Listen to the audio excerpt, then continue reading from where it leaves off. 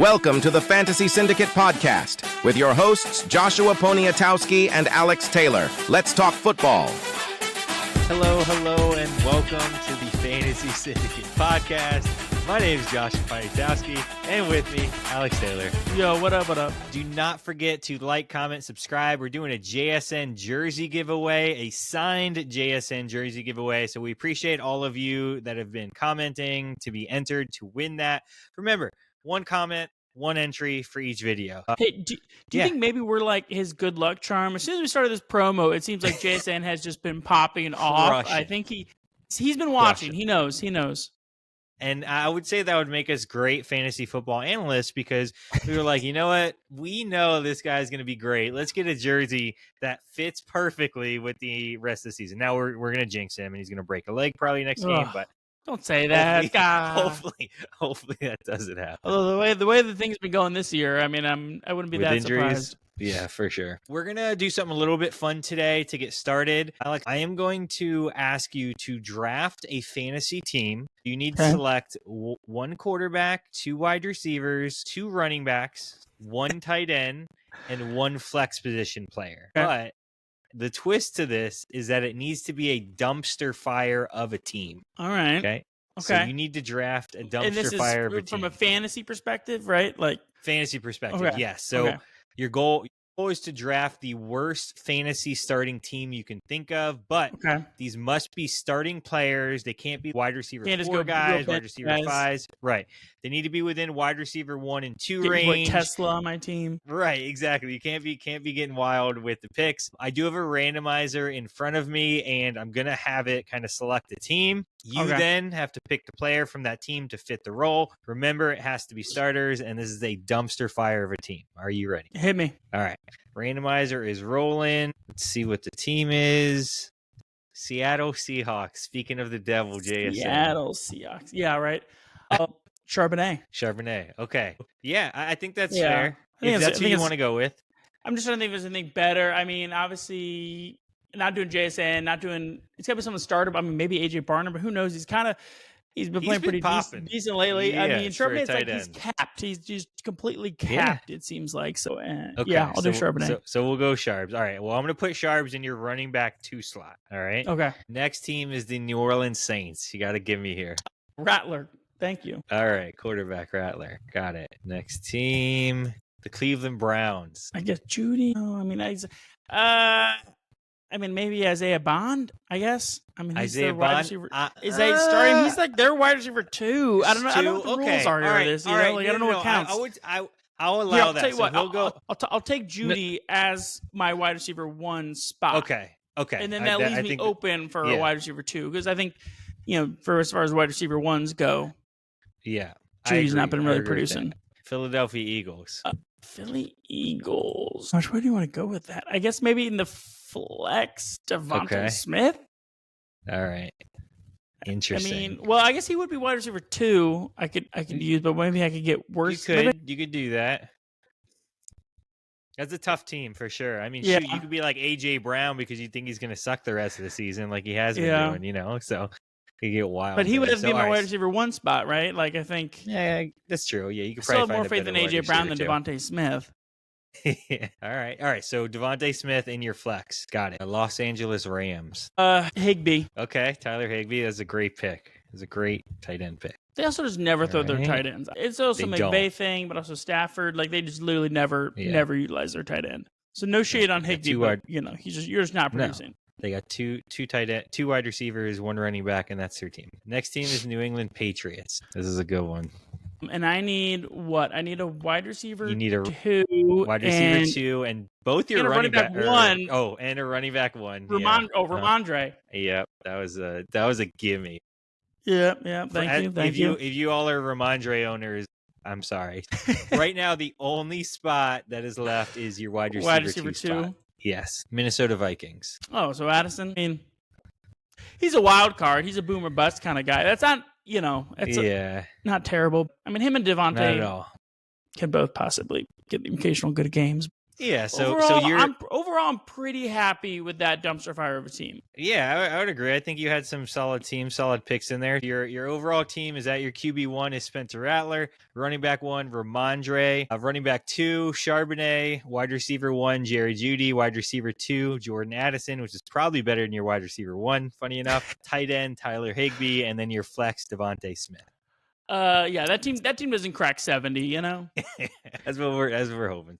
All right, appreciate you doing that. Talking about listeners, we get some good questions from you all every single week about whether it's start sit advice or just general questions about players. As they come up and we're receiving them, I figured we could start a segment where we bring up the listeners' questions and bring them to the show. So I'm going to start off with Robin, who asked about the weather concerns leading into the Ravens game. I love this question because most managers completely forget about the weather or just ignore it when they're making start decisions. But as the weeks progress, this is critical for fantasy, especially with the weather concerns as time goes on. What I will say, though, is for me at least, there is a threshold to be aware of when it comes to weather and having a significant impact on fantasy, even if it is raining. It's not perfect, but the thresholds that I typically try to use when I'm making these decisions is, 1, are the winds above 15 miles per hour? The windier it is, the harder it is to pass. There is a data correlation with passing game, receiving game. Most people really homing in on the rain, but the wind is a big factor. Number 2 is then the rain. For me, it has to be heavy rain or really heavy, some type of mist. Got to happen throughout the game. It impacts fantasy performances, but heavy rain is the real killer to fantasy, not necessarily just light rain. And then heavy snow or severe cold, both of these situations favor the ground game and impact fantasy significantly. Alex, do you ever make adjustments to your lineup due to weather concerns? A little. I try not to read too much into it, but yeah, just a couple things that kind of popped in my head. I know Lamar Jackson is always complaining when he's playing the cold, and people rag on him, and he's like, "Well, I grew up in the South. I'm not used to that." And as a Florida boy, I'm the same. I would not want to play when it's negative 10 degrees out there. And then just last night in the Monday night game, we saw in the Commanders, literally lost the game. It was kind of raining pretty bad, and Jane Daniels literally his hand just popped the ball out, just slipped on it, and handed it off to Bill, and that literally cost them the game. So do I look at the weather? I would say, well, first off, with my current state of my roster being so decimated with injuries, it's literally just take whatever live bodies I have available. But I do kind of factor in who's at a dome first, just to okay. Love it they're playing a dome. Obviously, weather's very unpredictable. You see reports, you never really know. I don't know if there's a common trend on Reddit of people in the tailgates out there passing the ball with their buddies, and they're like, "Guys, it's looking pretty tough out here." And then people on Reddit will be like, "All right, I'm factoring that in. Let's lock that in." Choosing, So it's a little bit. I try not to overly analyze the weather, but I take it to some accounts. Another trade question that Nick hit us up with. He asked for Rome Odunze for Travion Henderson and Cortland Sutton, and said he did need some RB help just to qualify the trade. It's an interesting trade proposal for me because I think Sutton and Rome are they're both coming off terrible Week 6 performances. So that's kind of convenient. I think Rome I have is a little bit higher up than Sutton.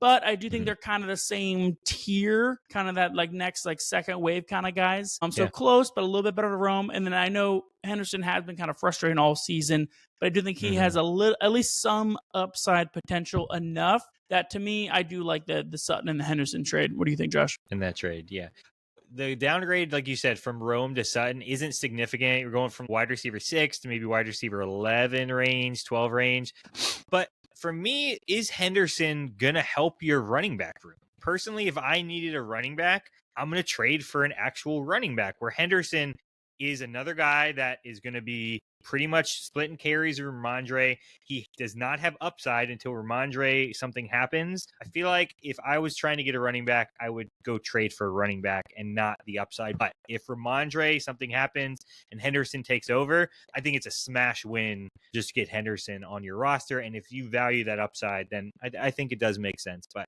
I would just go out and get a running back right away. Sure. That's just kind of my thoughts on that.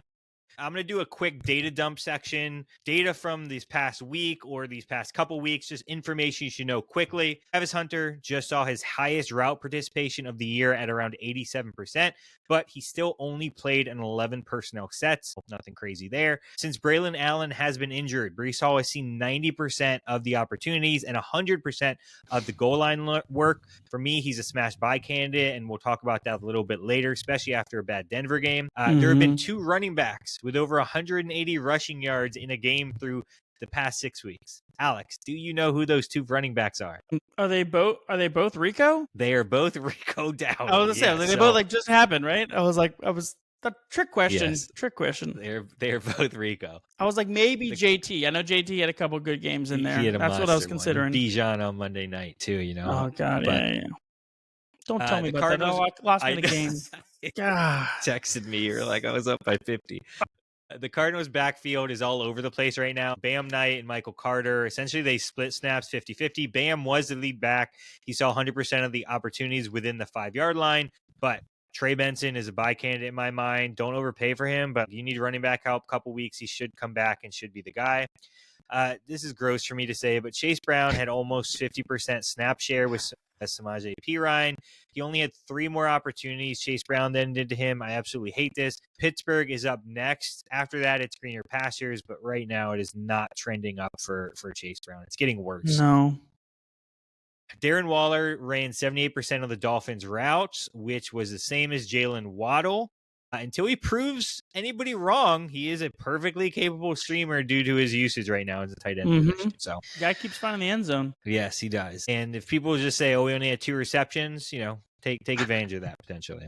We are going to go in a different direction today, though, with our updates. Instead of going through each of the games, we're going to switch it up. Let us know what you think, if you like this format or you want us to switch back to the other format. But we figured it's midseason. We wanted to focus on some of the more important general items and the larger overall impact. So we're going to try at least for a couple episodes to do this, but let us know if you like it or not in the comments. And, we can always switch back if y'all think that's the best to do. But first up, we're going to start with some important injuries as well as some game takeaways. The big one, Puka Nacua. He went down. He came back into the game. I mean, league winning wide receiver 1 at this point. He was running off adrenaline, though, when he came back. Probably had a bunch of painkillers in him, I'm going to be honest at that point. The good stuff. Yeah. He is projected to be out in week 7. The Rams have a bye week in week 8 and probably around a 50% chance to come back in week 9. If you can buy him for any type of discount, it seems unlikely. I would do it. Again, league winning wide receiver who I would trade, honestly, 2 studs if I could to get him. Alex, who do you think would be the main benefactor off waivers with Puka out for at least a week if you needed somebody? I mean, I think Davante Adams is about to go to God tier. Matthew Stafford has a long history of just pummeling his main target. He does not really diversify all that much. So I think Davante goes absolutely insane. But I would also give consideration to Jordan Whittington as a possible stream option, just kind of filling in as that wide receiver 2. Okay, and we just talked about McVay and them don't go to their tight ends much. So again, if he's wide receiver 2, should be seeing at least some opportunities. Since we are on the Rams, though, Blake Corum also went down out of the game, which for me, significant increase in Kyren stock. However long he's out, just enjoy the ride with Kyren. Matthew Stafford plays the Jags and then the Saints coming out of in a week 8 bye. He just played poorly against the Ravens, but I am not fading him. There's a guy that I am starting in a couple of our leagues. If you are streaming Stafford, add Caleb Williams right now if you can. Caleb has the Ravens during the Rams bye week. He should also be an easy interchangeable for those of you that are streaming Stafford. Switching over to the Bucs versus 49ers, man, the MVP chants were ringing in Tampa this Sunday as Baker brought the Bucs to 5-1 over your Niners in the Hospital Bowl. Both teams just royally beat up. I mean, top linebacker Fred Warner unfortunately went down for the season with dislocated ankle. That is going to severely hinder the Niners defense kind of moving forward. On the Bucs side, Baker is missing his top 4 wide receivers, but just still keeps getting it done. With a Monday night matchup against the high-scoring Detroit Lions, Baker will need to throw to somebody, literally. There is a chance Mike Evans might return this week. Fingers crossed, I'm hoping for it.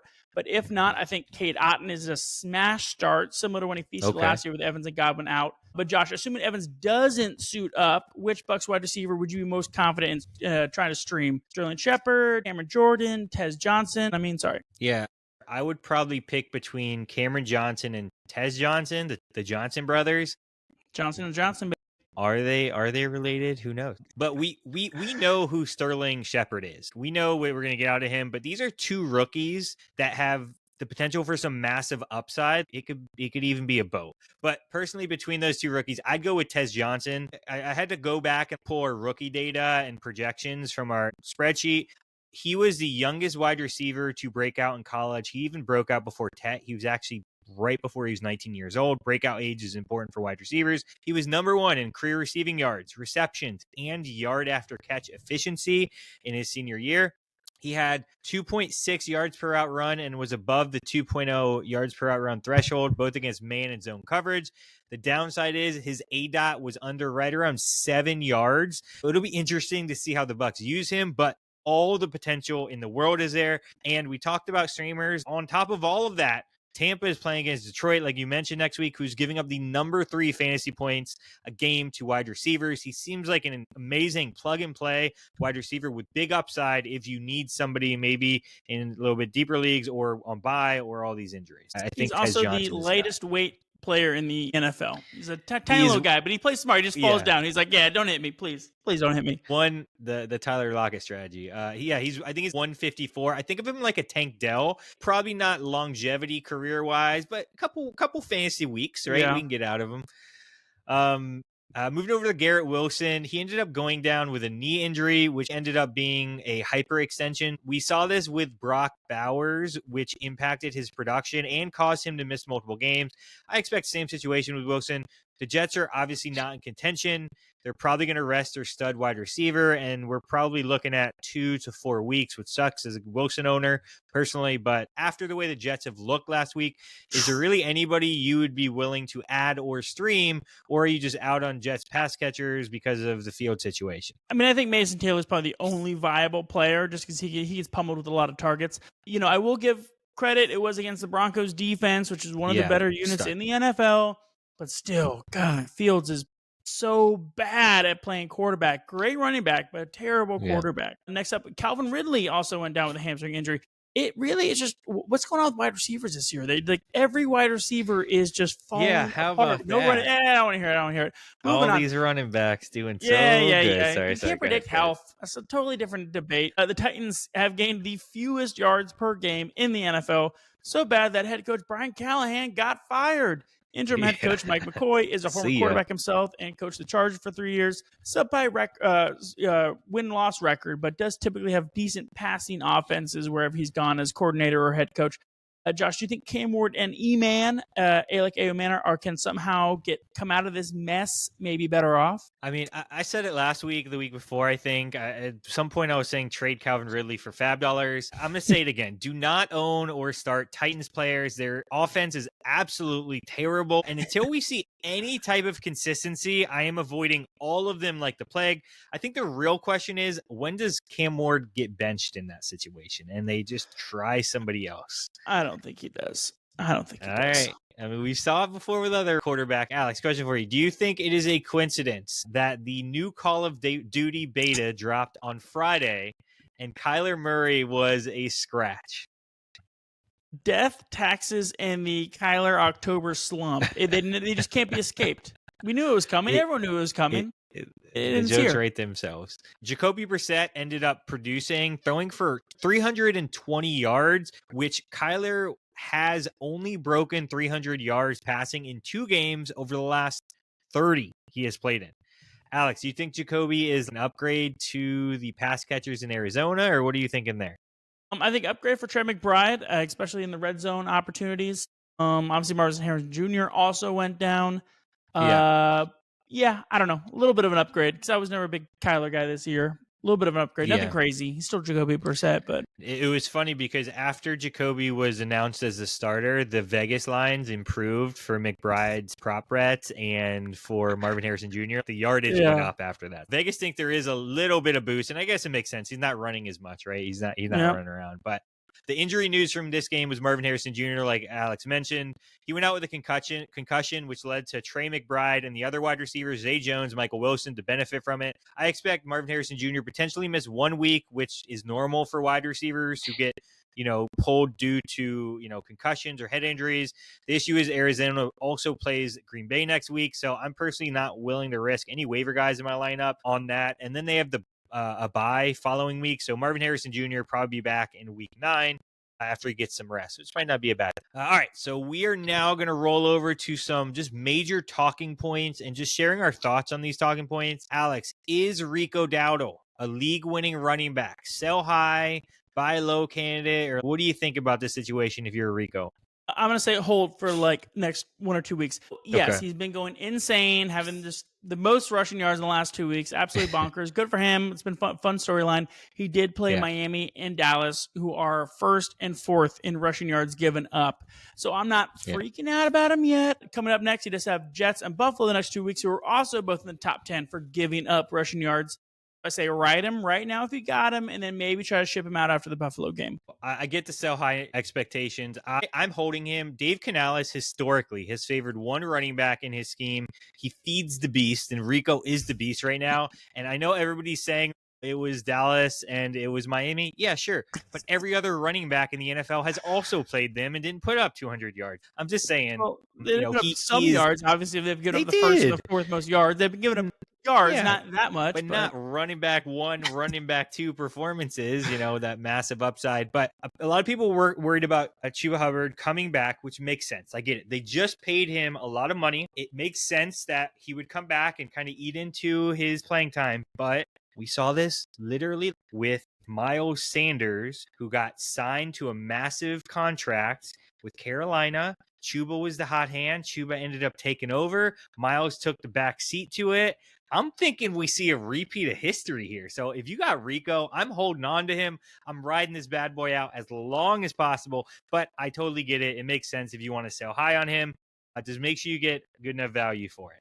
All right. I do think he's going to take over the lion's share of opportunities. Yeah. I just don't think he's going to go up against tougher defenses and not get nearly the production that he's been getting. That's only my thing. He's not going to put up 200. I think he is the new. I do think he's probably the new A in Carolina over Chuba.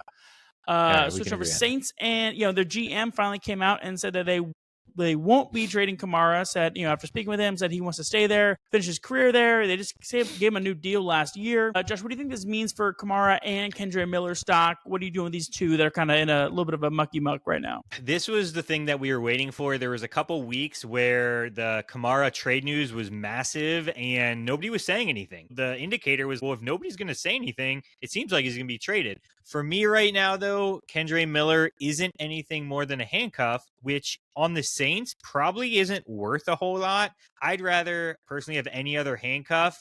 Let's just say Kamara does get injured, hypothetically. Miller then becomes Alvin Kamara, who is a low-end running back 2 rest of season. I'm sure you really can't get much for him outside of maybe waiting for a boom game and trying to package him in like a 2-for-1 upgrade. At this point, he's a warm body running back, which, that brings its own value. He might have pop-off games against the Bears, Miami, Titans, but really outside those matchups, you can't feel super confident starting him, but he's a warm body. So what are you going to do? Talking about Rashid Rice. This dude is coming back. If you're a Rashid Rice owner, you've held on to him every single week, sitting in your bench. Alex, they're playing the Raiders this week. Are you just firing him up, no questions asked, or you're wait and see situation? What is your plan? I don't really have a choice. My team that, yes, I have held him for 6 weeks and had a lot of trade offers coming in. I was like, no, I'm holding him. He's my boy. And that team had Puka, DJ Moore, Scary Terry, and Godwin in front of them, all just dying. So I am so desperate. He is my savior. Full send on Rashid Rice this week. Chargers' offensive line has been significantly injured over the past couple of weeks, which has required Herbert to get the ball out quicker. We have seen Quentin Johnson have kind of a down week 2 weeks ago and then just miss the game this week. Do you think he's a buy low candidate when he was wide receiver 4 through the first 4 weeks of the season? Now that we're kind of hopefully getting the offensive line kind of getting back healthier, maybe get back to the days of having a little more time for Herbert to throw downfield? Yeah, and that's why I am buying on Quentin Johnson. People might think it was a blip on the radar, but the issue was that the offensive line was just so mangled these past couple weeks. Herbert did not have any time to throw. We saw the results where he was checking down and throwing to some of his quicker guys like Keenan Allen, Ladd McConkey. I think once they start to get some healthy bodies back on the line, which should happen as the weeks progress, Johnson will go back to being a dominating wide receiver 2 with wide receiver 1 upside in that offense. I do like buying him as long as you're not overpaying, but going out and trying to get this guy, which sounds crazy, right? You're trading for Quentin Johnson. It just sounds insane. But you got to ride sometimes the hot hand and go against that better judgment just based off the production. Talking about the Chargers backfield, I expected that Kamani Vidal and Hassan Haskins to be a split backfield. And while the data did show that early on in the game, they were a split backfield. Vidal, I think, broke a 35-yarder, and that is kind of when he started to take over that backfield. Vidal dominated short yardage, early down work, third down work, but Haskins took 1 goal line snap and 2-minute drill. Marion Hampton is supposed to be out for, I think, week 13 or something, real late in the season. Alex, of these two, who do you want on your team? Clearly Vidal. He had 22 opportunities for 127 all-purpose yards. Yeah, clearly the more productive back. Yeah, but Hampton, it was when he first got hurt, they were oh, it's just going to be the minimum, just a quick IR, yep. And then all of a sudden the reports last week was oh no, he's got to need more time to just kind of much brutal. Longer. But yeah, I picked up both on different teams, and figures is one team where I didn't actually really need RB help is where I have Vidal. And then Haskins, I got on the team that is dying, and that's just how it goes. Yeah, again, we might see something different as the weeks go on, but it seems like Vidal has established somewhat of a role in that offense. All right, we're gonna jump over to some priority waiver ads. These are some guys we think you should add this week based off of matchup next week or just availability. I'm just going to run through some running back priority ads that I think are obviously Vidal. We just talked about Bam Knight. We briefly spoke about Brian Robinson Jr. He is the handcuff to CMC, especially as we're getting later in the season. This dude needs to be on rosters. And Baishal Tootin as far as just a quick running back rundown for some high level running back handcuffs.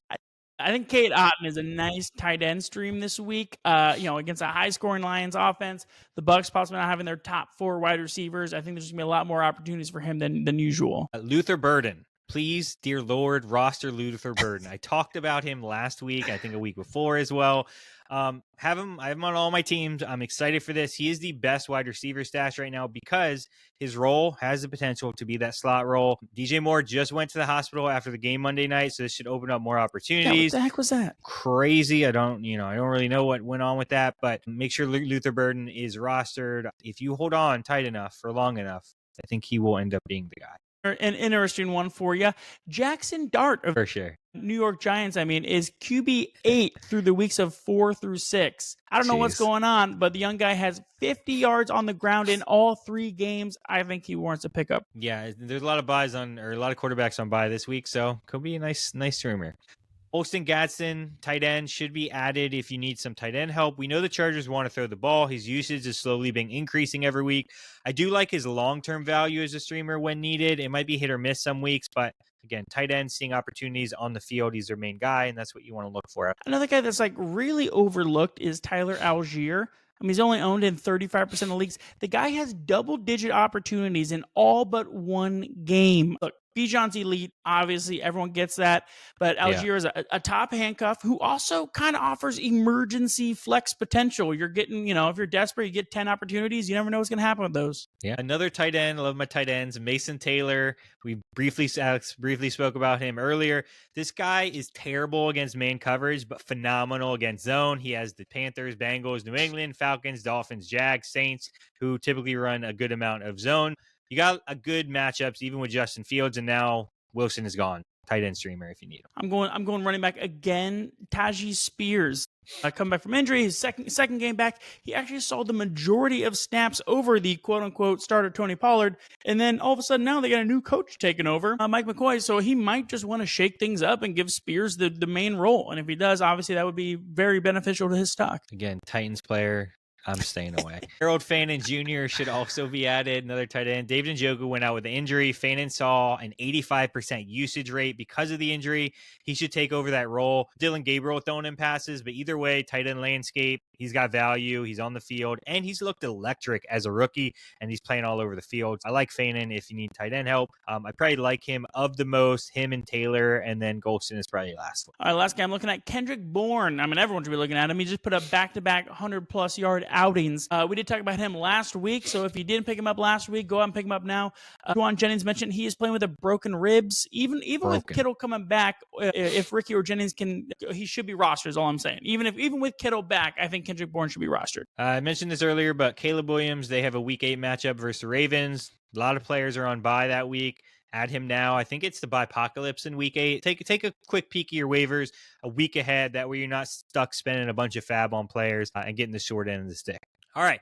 We are now going to jump into our buy low and sell high trade targets at this point in the season. My main priority, yes, you need to be aware of regular season matchup, but the playoff matchups are the most important for me to be targeting. If you are in a need to win mode right this second, of course, it's more important to look at regular season, but most of us making deals are probably looking for playoff bound. We're trying to win a championship here, so focus on playoffs when you are making trade deals. All right, so my number one trade target, Breece Hall. He needs to be a priority target, in my opinion.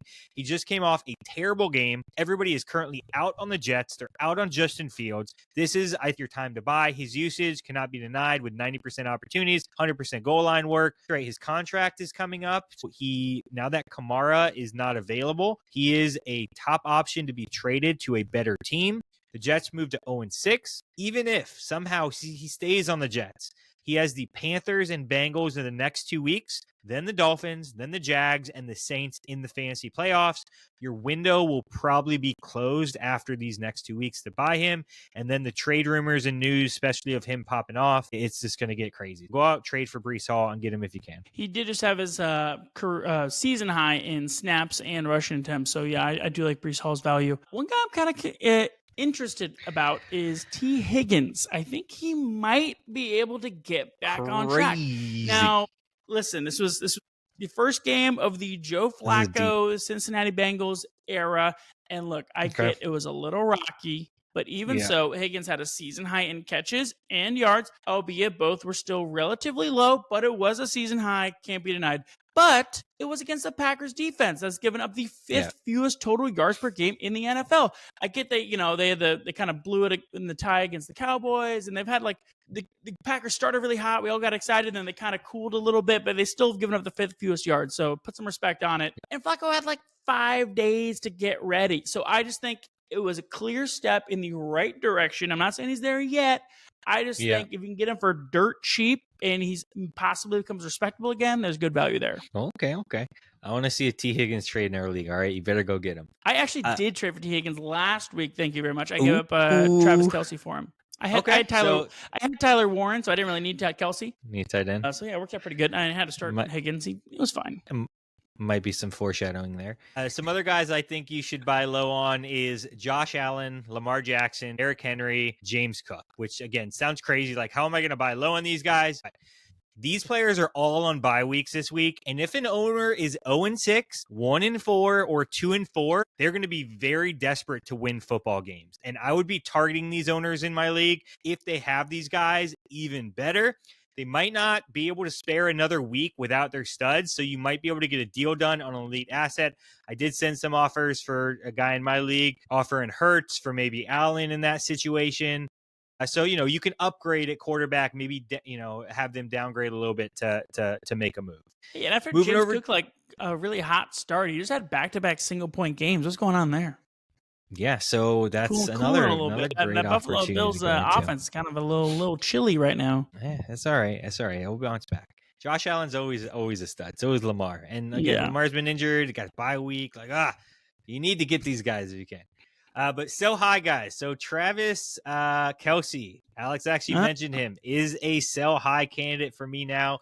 He is coming into his stride, having 2 back-to-back over 10-point tight end performances. He is tight end 5 in fantasy points on the season. It's crazy how I predicted that so many weeks ago. You might not be able to pull a fast one, but Rashid Rice is coming back in the first 3 weeks of the season in 2024. Thank the Lord. Rice Thank the Lord was in that offense. Kelce was the third option on the team. He only saw 7 receptions on 69 yards through 3 weeks. So I would try to package him to get Jake Ferguson. That would be my number one. People are still undervaluing him as a tight end. CeeDee Lamb is coming back, so people are going to be like, oh, Ferguson is going to be as productive. Nope. Target him with Kelce. Do the old switcheroo. Maybe try to get a 2-for-1. And sell high on Kelce and buy a little bit lower on Turford. All right, my sell high, and this one actually kind of hurts a little bit, is going to be BTJ. And I am a big fan of BTJ. Boy. I know, Yeah. I am a big fan. And I'm saying maybe I should have waited like a month and then brought this up. I don't even know if you necessarily need to sell him off yet. Like maybe ride him a little bit. But he's coming off his best game of the season, so that's kind of what made me think about it. Looking ahead to the playoffs, as you love to do, Josh. In weeks 15, he has Sauce Gardner and the New York Jets. And then week 16, he has Patrick Surtain and the Denver Broncos. That is literally a 1-2 punch of the best cornerbacks in the game. Just a brutal playoff stretch. Maybe you can't really think of a worse brutal playoff stretch. So again, maybe ride BTJ for a couple more weeks. Let him get back on track. But maybe start sending out some feelers, see what his value's at. As a BTJ owner, that is very good to know, and that is extremely gross. I was like, hey, he's back. Let's do this thing. I might try to get something out of him. It is hard letting him go. Okay. All right. Well, that's all we got for today, y'all. If you like what you heard, give us a like and subscribe. If not, again, we just appreciate y'all hanging out with us. As always, go steal a championship. We'll see y'all later. Peace.